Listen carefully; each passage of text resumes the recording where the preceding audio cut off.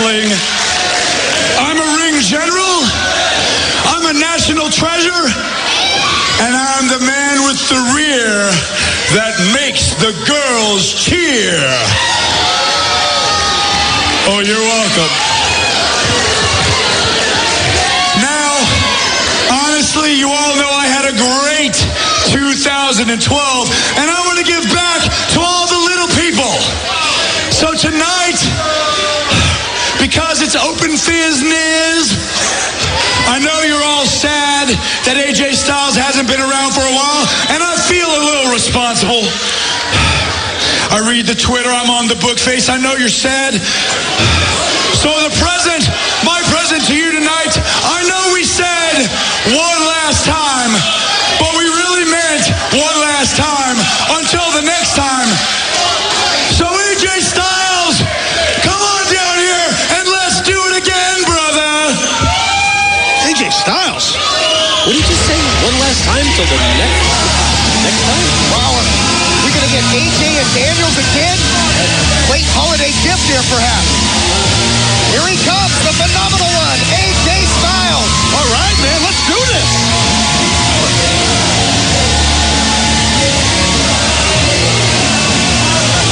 Oh, wait just a minute.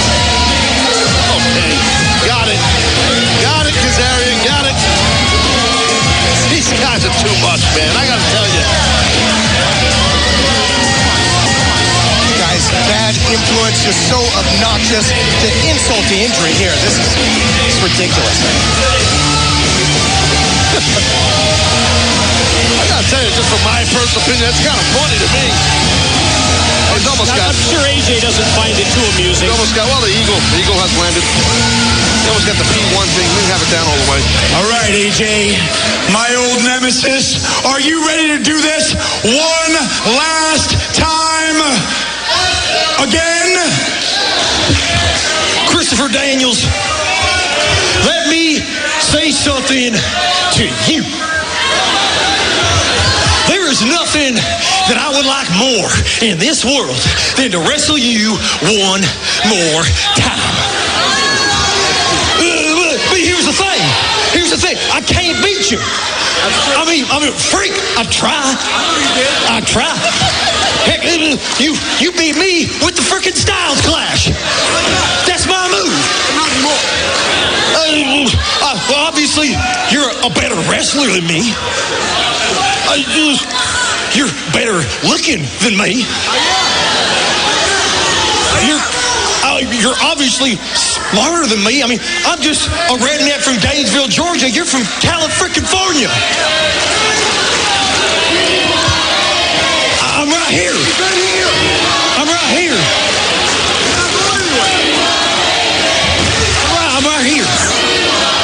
I done told you I wasn't going anywhere. So, Chris Daniels, I mean, this has been the worst year of my freaking life. No, it's been bad.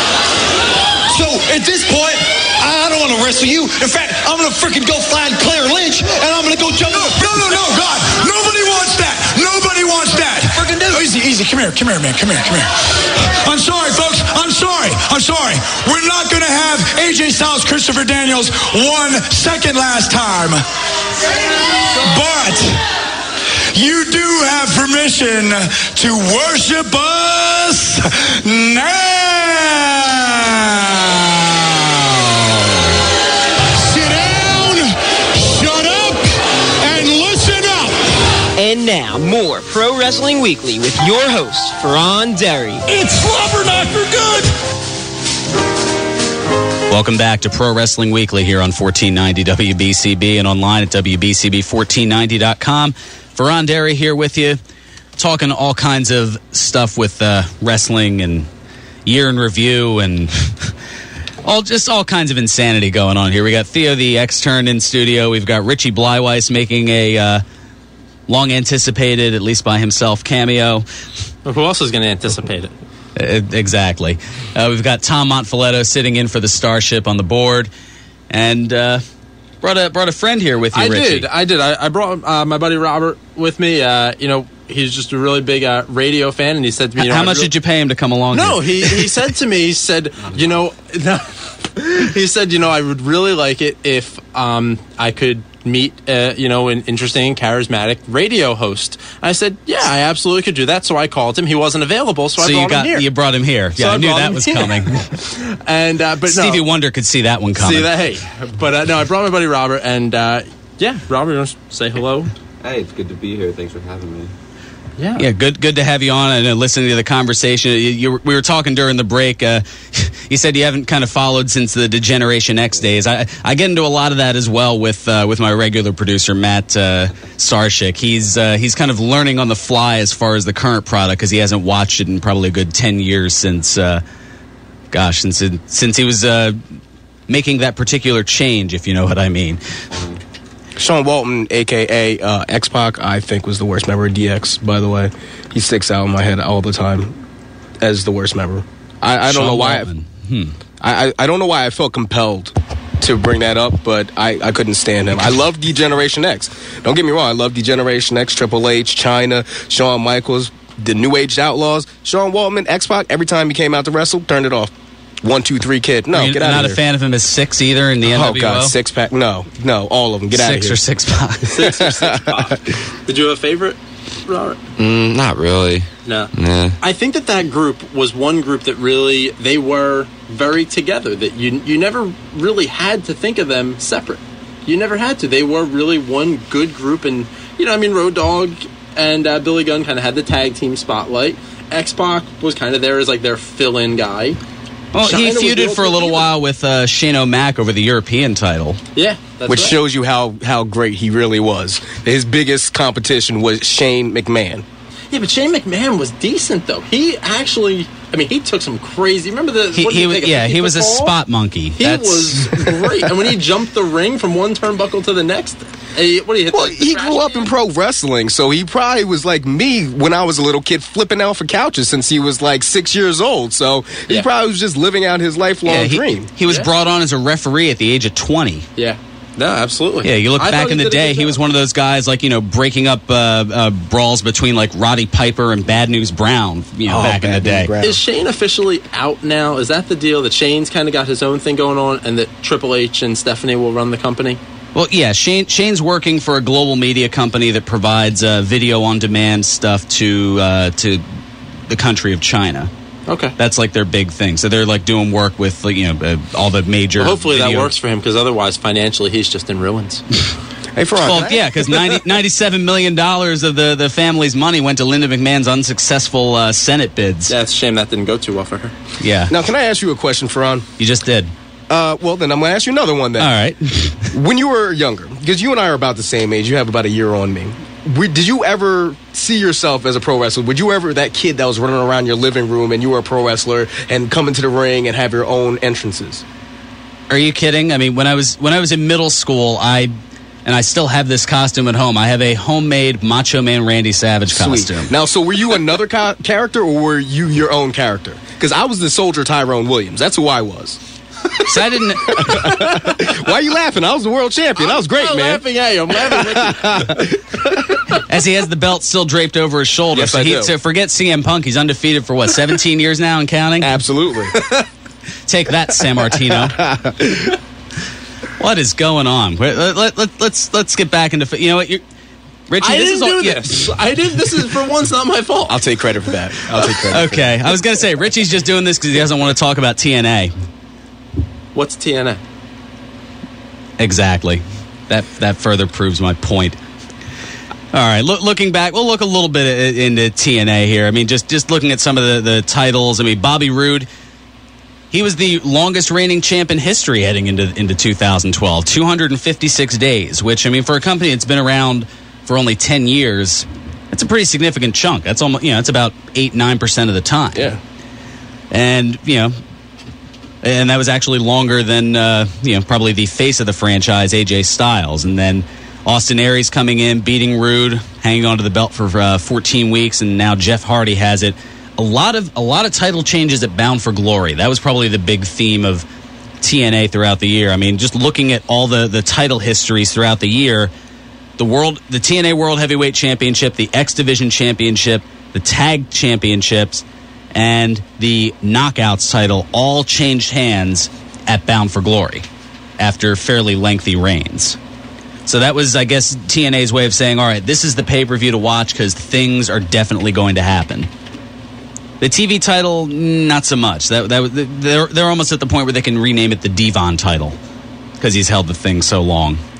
And it probably would have been uninterrupted if not for the fact that his contract negotiations broke down before coming in as part of Aces and Eights. I love how they repackaged Devon, by the way.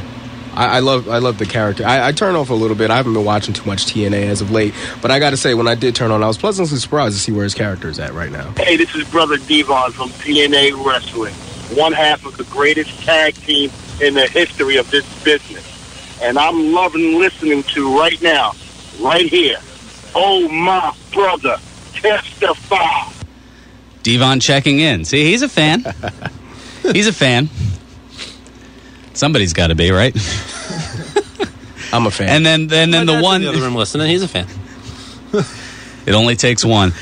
And then, of course, the Knockouts tag. Why do they even have that still? They've been held by Eric Young and ODB since the end of February. They haven't been defended since lockdown.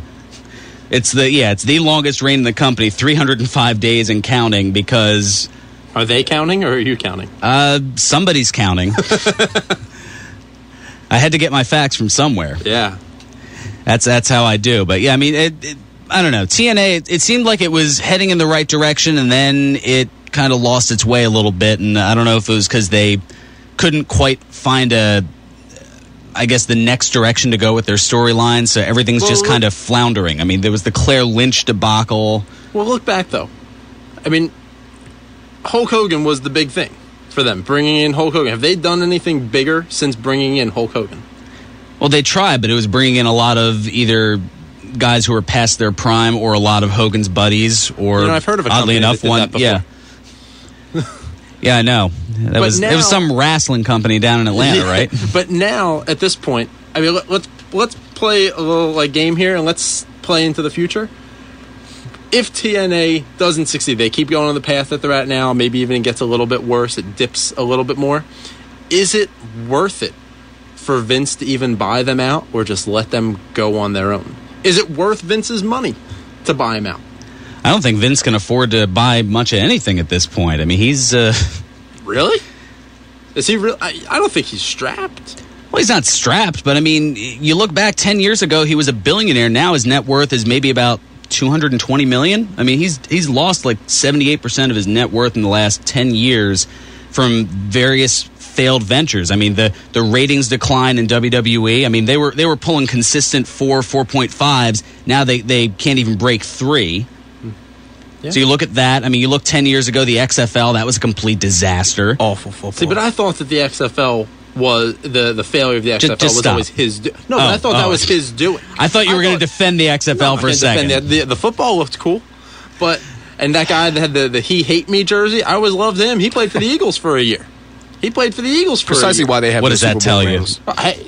I'm not telling you, it tells you anything. I'm just saying that I thought the XFL was created to be like a tax shelter for Vince because he knew it would fail and he needed a tax deduction because, like you said, he was at the top of the game. He was making so much money. He needed to show loss. I'm almost in the wake of what's going on in the National Hockey League. It wouldn't surprise me if Vince would get a crazy idea of starting an XHL, an Extreme Hockey League.